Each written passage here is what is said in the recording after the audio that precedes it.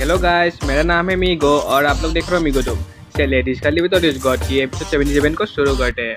तो guys, episode के शुरू में हम टेंगमिंग को देखते हैं जिसके हाथ में कार्मिक लोटस फायर होता है और टेंगमिंग कहता है कि ये रेड लोटस कार्मिक फायर है। ये किसी भी बुरे पर्सन को, चाहे वो कितना ज्यादा पावरफुली क्यों ना हो, उसे जलाकर राख कर सकता है। और इसे देखकर वो इविल कल्टिवेटर बहुत ज्यादा डर जाता है और टेंगमिंग के अटैक से बचने के लिए बहुत तेजी के साथ भागने लगता है। और वो डरते हुए कहता है कि ये बहुत ज्यादा डेंजरस है, इस फ्लावर की पावर इतना ज्यादा खतरनाक है, मैं बिल्कुल भी इसके कांटेक्ट में आने का रिस्क नहीं ले सकता। और तभी टेंगमिंग अपने रेड लोटस कार्मिक फायर को उस कल्टिवेटर की तरफ फेंक देता है और वो रेड लोटस कार्मिक फायर बुलेट की तरह तेजी के साथ जाकर उस इविल कल्टिवेटर के दिल से छेद करके निकल जाता है। और रेड कार्मिक फायर की पावर इतनी ज्यादा होती है कि उस इविल कल्टिवेटर की बॉडी गलने लगती है और थोड़ी ही देर में उसका बॉडी पूरी तरह से राख बन जाता है। और इसे देखकर कम्युनिकेटर सेंग बहुत ज्यादा शॉक्ड हो जाता है और सोचता है कि टेंगमिंग ने अभी जो अटैक यूज किया ये तो बहुत ज्यादा इंसेन। इस अटैक की पावर इतना ज्यादा है कि शायद से ग्रेट 8 एम्परल रियलम के कल्टिवेटर्स भी इसे मैच ना कर पाए। मैंने एलाइन मास्टर के लास्ट स्टूडेंट से यही एक्सपेक्ट किया था। और इसे देखकर सेंचान भी बहुत ज्यादा एक्साइटेड हो जाता है और अपने फ्रेंड को कस के पकड़ लेता है और टेंगमिंग को थम्स अप देकर कहता है कि टेंगमिंग तुम तो बहुत ज्यादा अमेजिंग हो, तुमने बस एक ही हिट में अडोल के पीक ग्रेड 7 कल्टिवेटर को मार दिया।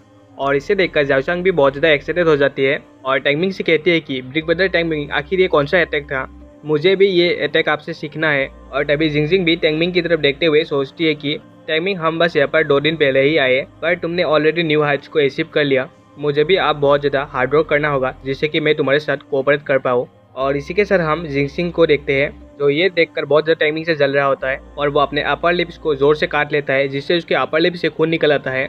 और वो सोचता है कि आखिर टेंगमिंग ने ये कैसे किया। 10 यूनिवर्सिटीज़ के दौरान वो बस एक ग्रेड 3 कल्टिवेटर था, मुझे लगा था कि वो बस मुझसे लकी था, पर अब वो सभी एस्पेक्ट्स में मुझसे बहुत ज़्यादा बेटर है। आखिर ये कैसे हो सकता है, मैं इसे डाइजेस्ट ही नहीं कर पा रहा। मैंने सोचा था कि मैं टेंगमिंग को पीछे छोड़ दूंगा जब मैं ग्रेड 5 कल्टिवेटर बन जाऊंगा, पर टेंगमिंग ने तो एक पीक ग्रेड 7 कल्टिवेटर को इतने आसानी से मार डाला। अगर ऐसे ही चलता रहा तो मैं टेंगमिंग को कभी पीछे नहीं छोड़ पाऊंगा।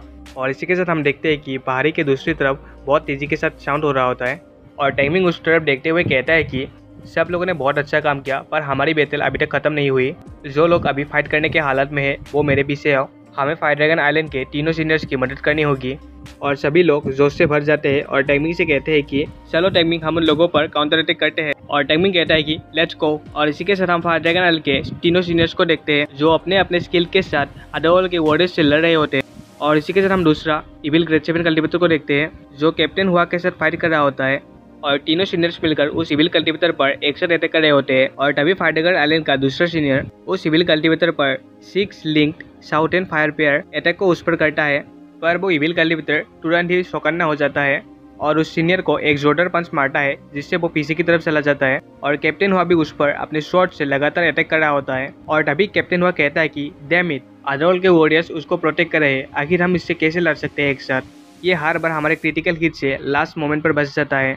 मैं अब इस इमोर्टल फ्लेम को ज़्यादा देर तक मेंटेन नहीं कर सकता। अगर एक बार ये इमोर्टल फ्लेम्स खत्म होगी तो हम डिसएडवांटेज में आ जाएंगे। मैं बहुत ज़्यादा वरीड हूँ, आखिर हुआ सेंचान और उसकी टीम कैसे कर रही है, क्या वो ठीक भी होंगे। और तभी वो इविल कल्टिवेटर हंसते हुए कहता है कि तुम लोग कुछ भी नहीं कर सकते, भले ही तुम लोग फोर्सेस को ही क्यों ना ज्वाइन कर लो। जब एक बार टनाकाल उन सभी बच्चों को मार देंगे तब वो मेरे पास आएगा और हम दोनों साथ में मिलकर तुम सबको मार देंगे।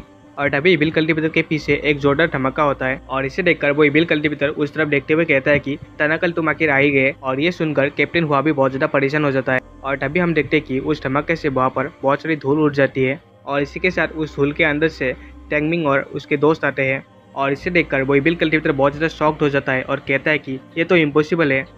और कैप्टन हुआ उस इविल कल्टिवेटर पर अटैक करने के लिए आता है और हंसते हुए कहता है कि लगता है कि अब मरने की बारी तुम्हारी है। और इसी के साथ हम जिंगजिंग को देखते हैं जो अपने 5 एलिमेंट विंड आर्ट को यूज कर रहा होता है। और हम टेंगमिंग को भी देखते हैं जो तेजी के साथ एनिमीज पर अटैक कर रहा होता है।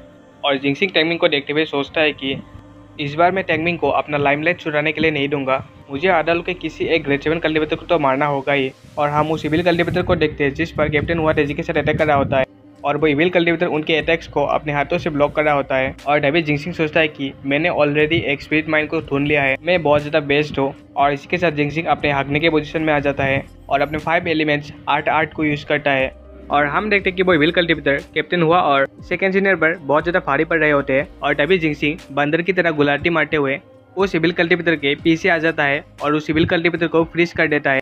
और वो सोचता है कि मैंने इस पर इल्यूजन सेंट यूज़ किया है इससे किसी भी 5 एलिमेंट से बनी हुई लिविंग चीज़ों को कंट्रोल किया जा सकता है, भले ही वो यूजर से ज़्यादा स्ट्रॉन्ग ही क्यों ना हो।